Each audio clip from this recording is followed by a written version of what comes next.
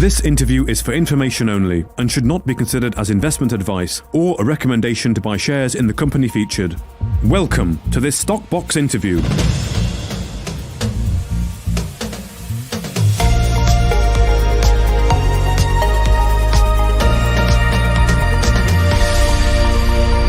I'm here with Raymond Janus, the CEO of ATEX Resources here at Mines and Money in London. It's very good to meet you for the first time. How are you doing? Thank you, Mark. Great. Finally here in London at Mines and Money, enjoying London, and it's not raining. Yeah, it's not raining. Not raining time. It's a little bit cool, but it's not freezing and it's not raining. That's very important. It's been great, fortunate. Is it your first time at Mines and Money? Yes, it is. Okay. And enjoying it too. A lot of people, but a lot of interest in our project. Okay. Our Braleriano project. So you're finding, just give me a sense then, it's my first day here today, I know it's been going on for 3 days. What's the sense? It's a mining pure focus conference. So what's the mining vibe? Are you feeling a lot of buzz around the sector or? I do see a lot of vibe. I see people very interested in copper, especially, thinking on the future, going energy-wise, everything. So there's a lot on lithium, a lot on ESG also. So it's very exciting. A lot of people, a lot of interest. Okay, well that's good to hear. So let's talk then about your company then, and of course the project. You've just got the one project, the Valeriano project, which is gold and copper, isn't it? So can you give me the high-level overview to begin with? I'll start by saying it's copper and gold, because it's about the value of it's about 2/3 copper and about 1/3 gold. It's a project that is located in north-central Chile, about 600 kilometers north of Santiago, very close to the border with Argentina. So it's at the high Andes, approximately 3,800 to 4,300 meters above sea level. So it's high. Okay. And how long have you had this project for? Well, it came into ATEX at the end of 2019. I joined as CEO in July of 2020, pandemic, trying to raise money, trying to make something out of this project that I had picked up originally for Hochschild Mining earlier in 2010. So I knew about the project and was really interested in taking it to the next step. The discovery was done by Hochschild Mining, and we're following up on that discovery. Okay. So the discovery was made previously then by Hochschild Mining. Was it a significant discovery? It's a significant discovery. Almost all the 3 drill holes that go through the porphyry have about 1,000 meters of mineralization. Okay, with about between 0.55 and 0.75% copper equivalent. So it's a significant discovery. And the drill hole 14 had 1,190 meters with 0.73 copper equivalent and 272 meters close to the bottom with 1% copper equivalent. Okay. So the previous operator then, how come they didn't take this project forward? Was it market conditions at the time? Or? It's mostly market condition. I can't talk about them. I picked it up in 2010. They did the discovery about 2012-13, and they let it go on 2014. Okay. Went idle until we picked it up through ATEX in 2019, end of 2019. Okay. So what stage is the project at then right now, and what are your activities? We're still definitely in the exploration stage. Apart from those 3 holes that initially cut the porphyry, our first stage program was to see and extend the footprint of the mineralization. Those holes were basically done along a section and not along the strike. So there was open along the strike, and that's what I convinced investors, including Pierre Lasson, a good friend, to invest and start looking at the extension of this porphyry. So we put in 2 holes early this year, and we got 2017 that went 2,057 meters deep and has 1,160 meters with 0.78 copper equivalent, and 550 meters with 1.03 copper equivalent. These holes that I put are going after the high grade, because this is going to be an underground operation. It'll be a block caving or something like that. So you need the grade to make assure the possibility of it being an underground, and then the rest will add on to this high grade that should pay for the capex if we can make it grow. Okay, that's deep drilling. It is 2,700 meters. That's a lot. 2,057 meters. Yeah, it's a lot. A lot of drilling. Yeah. And complex drilling. 17 was completed. 19, the other hole that we were doing. This 17 was south of the high grade, 200 meters south. We did another one 200 meters north. That was our drill hole 19. That went down and was lost at 1,309 meters. What happened is the drillers brought up the core barrel and snapped the wire line right when it was getting to surface. And this core barrel fell down and they could never recover the hole. So that was very unfortunate. So you have to have a good drilling equipment, and that's what we're doing now.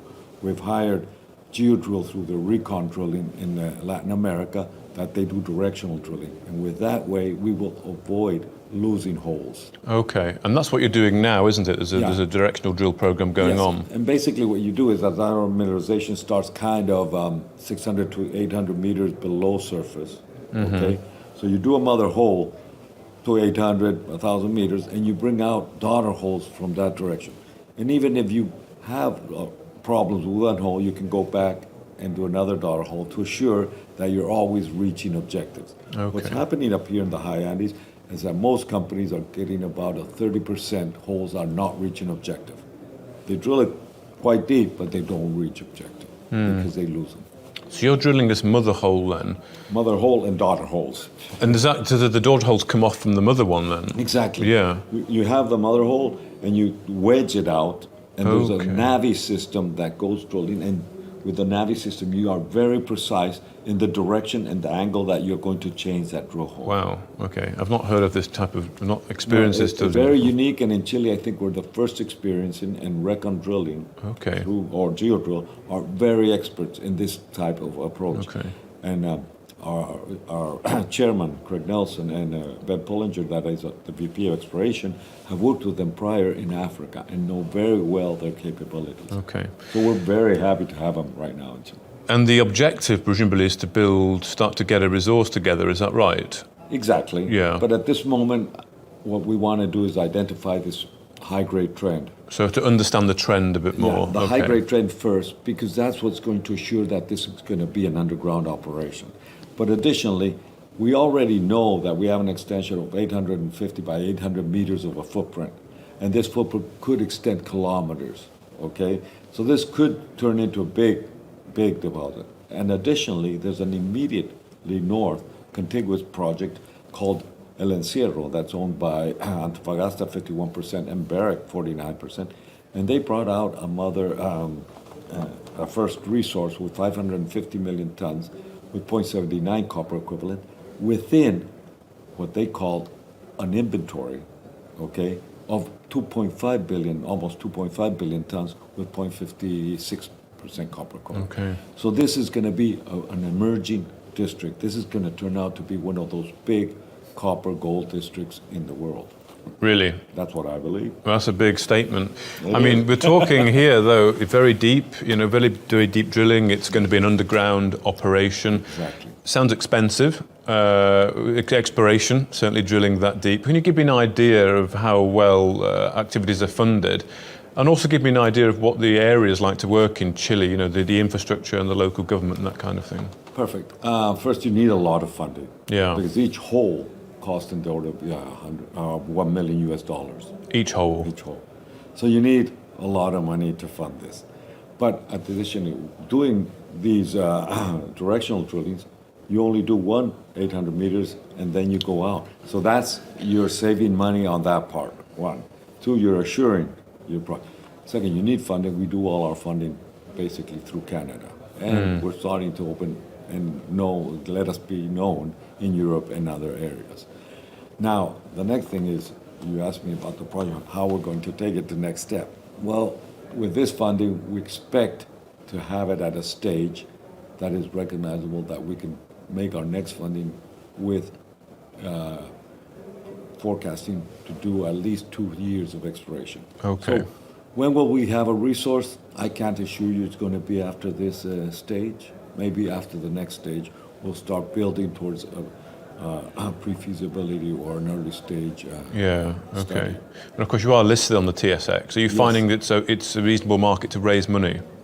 For us, it's been an excellent market, but basically because we are well backed up. First by Pierre Lassonde, that's very well known, attracts a lot of people.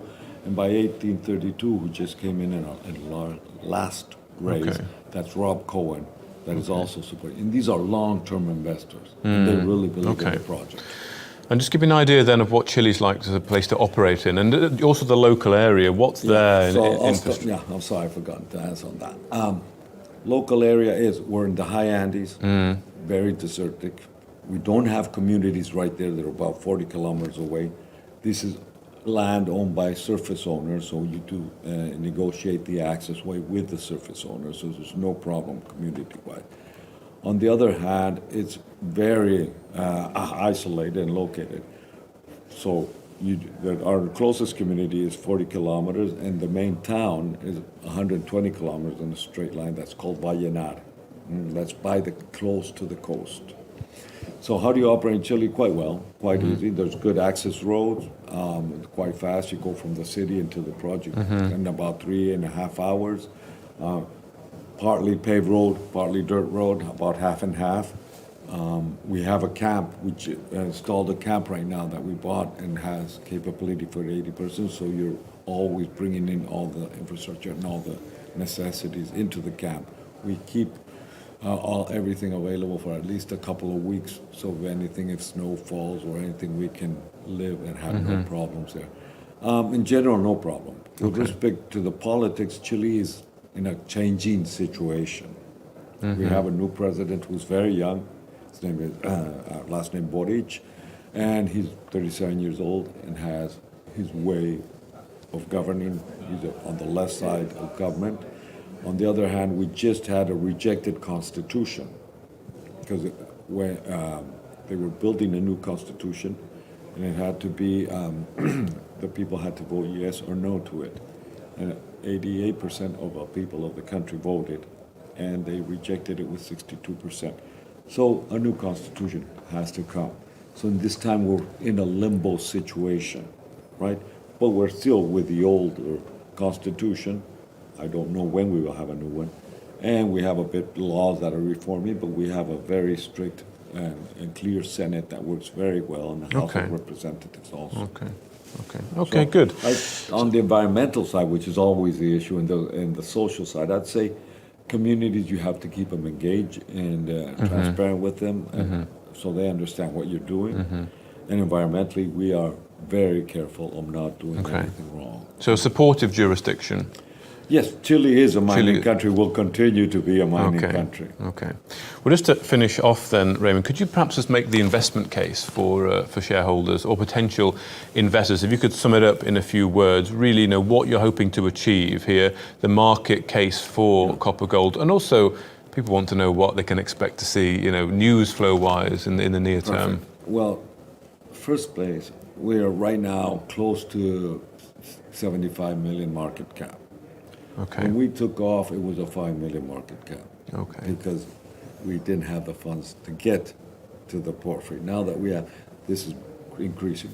I think this has the potential of being a quite a larger market cap. I don't know what size it's going to be, but this can grow tremendously. This is probably the most interesting emerging district in South America. Okay. It's growing tremendously, and it might, between both deposits, have the size of these big copper mines, porphyries in Chile. So this is really exciting. So I can't tell you, but I think it has a large potential. But we need funding to get there. So we will be requiring funding, and probably at least in the order of 50 million to come into a decent resource number. Okay? Because you need sufficient space. You can do a resource maybe in porphyry about a 200-meter spacing, but you need a lot. And it's open in all directions, our ore body, so we have to really understand what's the size. Okay? And as I told you, focalize and focus onto the high grade, because that's what's going to make it a mine. That's probably, so I'd say for investors, it's keep an eye on what we're doing. And we're drilling at the present moment with 2 rigs.